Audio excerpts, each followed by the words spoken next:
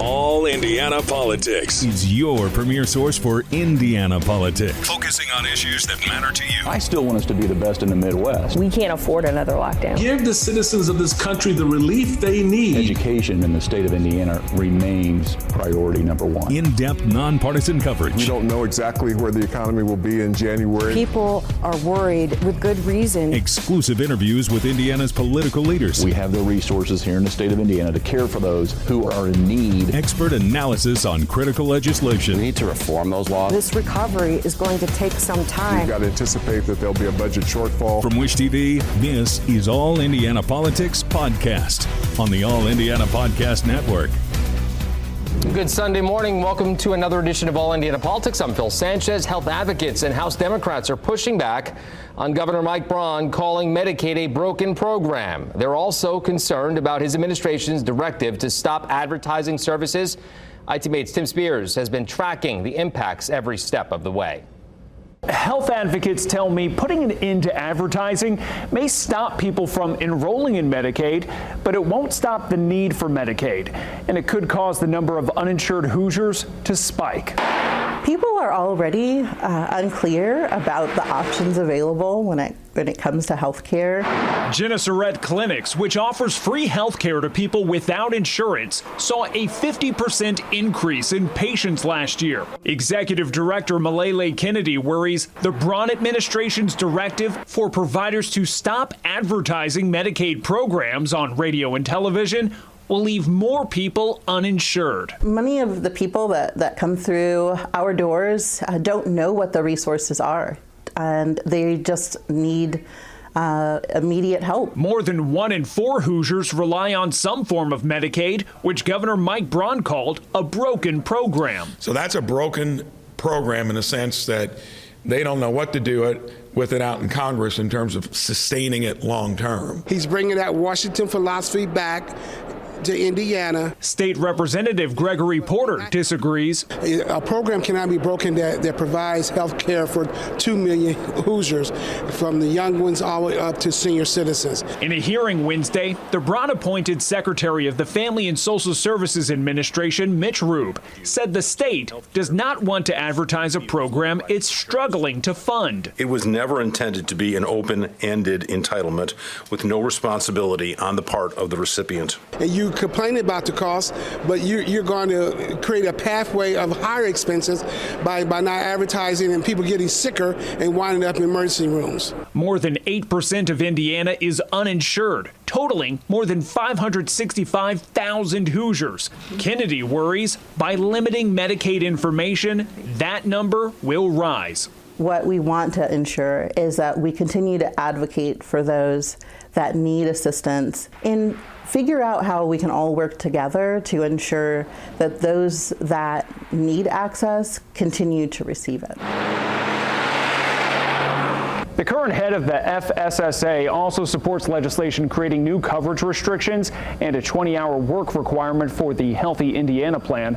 Governor Braun's chief of staff told me there is not a goal to decrease the number of people enrolled in Medicaid, but health advocates and state Democrats find that hard to believe. In studio, Tim Spears for Wish TV, wishtv.com, and follow us on Facebook for updates. And those comments from Braun were the first, and so far only the time he's spoken publicly on the Medicaid advertising ban. And here's his full exchange with Tim Spears.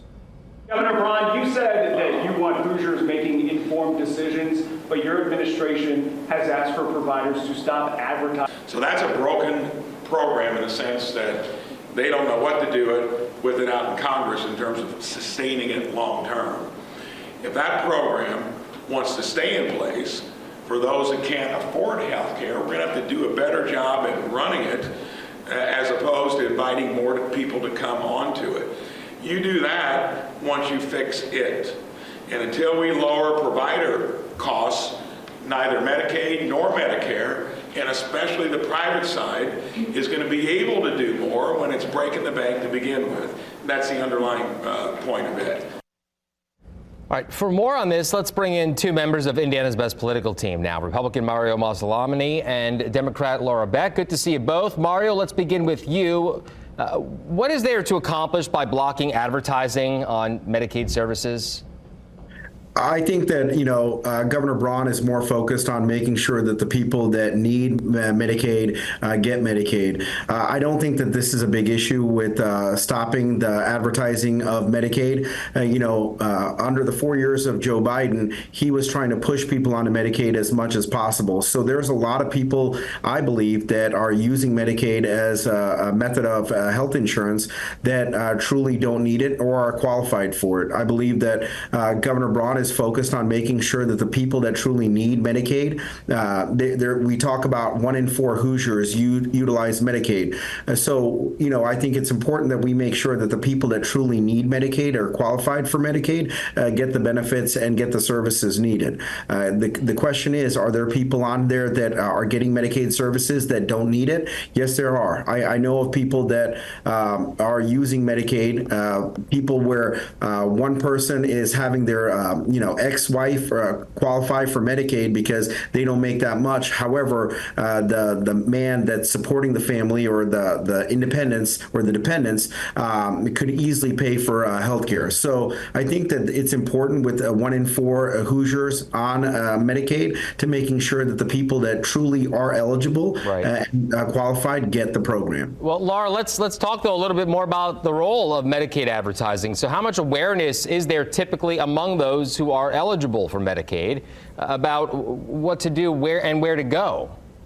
Well, I think their goal here is clearly to limit and lower their enrollment numbers. There's no question. When you stop advertising, when you stop communicating with people to tell them about a public service that is available to the public, particularly those people who need it the most, that means you don't want them to sign up for it. So it's disingenuous to go on and on about it being a broken program, and that's not really what the goal and objective is. It is to limit coverage of people who need Medicaid. And I think that's abundantly clear by what they're doing. And this is just fitting a pattern of what we're seeing Mike Braun doing with his budget. Particularly, he wants to cut $50 million in local public health programs, which ultimately are boosting healthcare and health outcomes and have been proven to do that. I think when you talk about Medicaid and you look at it, we clearly have issues in this country with health insurance. That is something that has been an issue for years and years and years. A family of 4 in the state of Indiana making $40,000 a year qualifies for the Healthy Indiana program. A family of 5 making $50,000 a year qualifies for the Healthy Indiana program. So before we make boogeymen out of people who are not able to access health care or whose jobs don't provide health care, I think we need to understand people are not being paid enough. There's this whole systemic issue that is happening, and they're having a hard time accessing healthcare. But by taking away the advertising component, that means you don't want people to know about it and you don't want people to enroll. Does it feel like a temporary pause, Laura, or a permanent ban on the advertising? I have no idea. I think they have budget numbers that they want to hit. I don't think they necessarily really I don't want to say care, but I don't think the needs of the 1.8 million, almost 2 million people in the state of Indiana who use this healthcare service, I just don't think that's a concern for them. I think they have budget goals. I think they have budget ideas of what they want to accomplish. They're sitting on a huge surplus.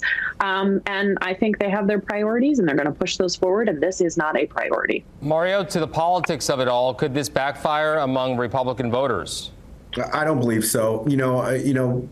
Mike Braun, when he became governor and when he was running to become governor, he wanted to make sure that we were running an efficient and effective government. And I think that that's what he's trying to do here. He understands that 1 in 4 Hoosiers are using Medicaid. So he understands, and Hoosiers must be aware of the Medicaid program or Hoosier HealthWise program, that they are enrolled if 1 in 4 Hoosiers are using the program.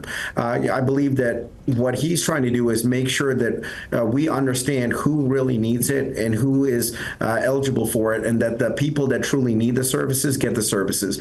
And also, this is, Indiana has been very successful over the last, 16 years because of Republican leadership. Before Republicans took over the governor's office, we had unfunded pensions, we had dilapidated roads, we had increasing crime under Democrat leadership as governor, because, Republicans understand that we don't just have a blank check. We need to make sure that we are able to work within our means and work within our tax base and revenue base base to provide for the services that Hoosiers need. All right. Well, good conversation. Thank you both. Sit tight. We'll catch up with you a little bit later in the program. Coming up, a bill in the General Assembly could force more cooperation between law enforcement and immigration officials. We break down the circumstances that could lead to an arrest under this bill. State lawmakers want to require local law enforcement to notify federal authorities if they arrest someone they believe is in the United States unlawfully. The bill comes as the Trump administration begins a massive crackdown on illegal immigration. Our government reporter Garrett Berquist explains which circumstances would lead to an arrest under the bill. The bill's author says it doesn't significantly change what police do because anyone affected by the bill would already be heading to jail. When you're arresting a person for a felony or misdemeanor, the officer, in order to charge that, they're going to need some identifying information, whether that be a license, a social security number, even a name. They can start to look you up. Anybody that is arrested is going to need that information. So that is the determination, and that is when the determination is made, only after the arrest for the misdemeanor or the felony. Under the bill, if an officer has probable cause to believe the person is in the country unlawfully, they have to notify the county sheriff during the jail intake process. The sheriff then must notify federal authorities. Immigration advocates say the bill could easily ensnare people who are in the country legally, or even people born here. Carolina Castoreno was born and raised here, but says that happened to her personally. I was pulled over, I was detained, and I was questioned about my status. I speak perfect English. I am a citizen of this country. I did not happen to have my social security card on me at the time, and even though I had my driver's license, that wasn't enough for them. The bill comes as the Trump administration launches a series of immigration actions at the federal level. Refugee resettlement programs have been paused. Federal troops are being deployed to the southern border. A House committee approved the bill on a bipartisan, though not unanimous, vote. It does not affect those just walking down the street. It's only those that are arrested for a felony or misdemeanor.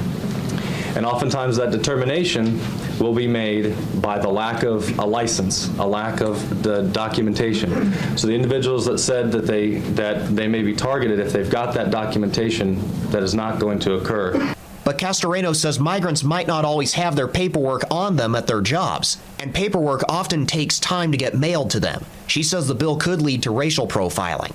If our objective is to focus on violent criminals, then we should be doing just that. Whether they are undocumented immigrants or whether they are United States citizens, violent crimes are more of a concern than people who are simply trying to get to and from their job every day and take care of their families and contribute to this economy.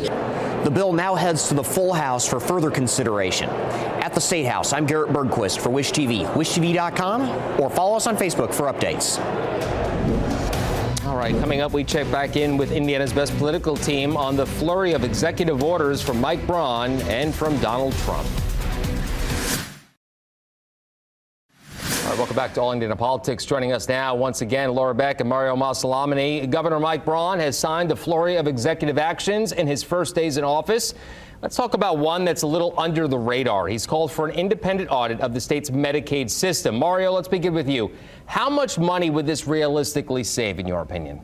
It could save millions. You know, I think that it's important that we actually do an audit of Medicaid. As we talked about in the previous panel, 1 in 4 Hoosiers utilize Medicaid. And so I think it's extremely important that we're able to understand who really needs it, and the people that are eligible and need it get it, and make sure that the people that don't qualify aren't getting the services that, people that need it should get.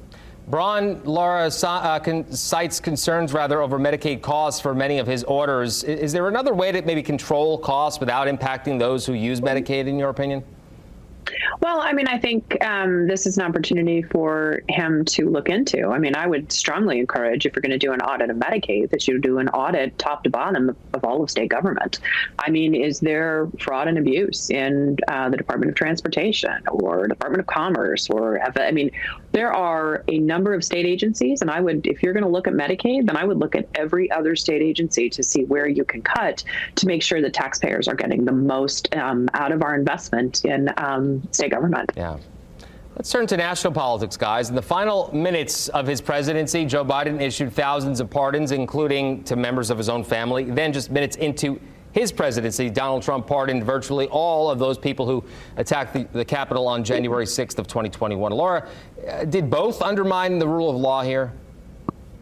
Well, I think this, if there's anything, I'm not a lawyer, so Mario's the lawyer here, so I would defer to his constitutional law scholarship here much more than my own. But I think what this does is it really shows that the pardoning power really needs to be looked at and adjusted, frankly. The fact that Joe Biden was able to, he had to issue preemptive pardons because he was concerned about Donald Trump going after folks like Anthony Fauci and Liz Cheney and things like that.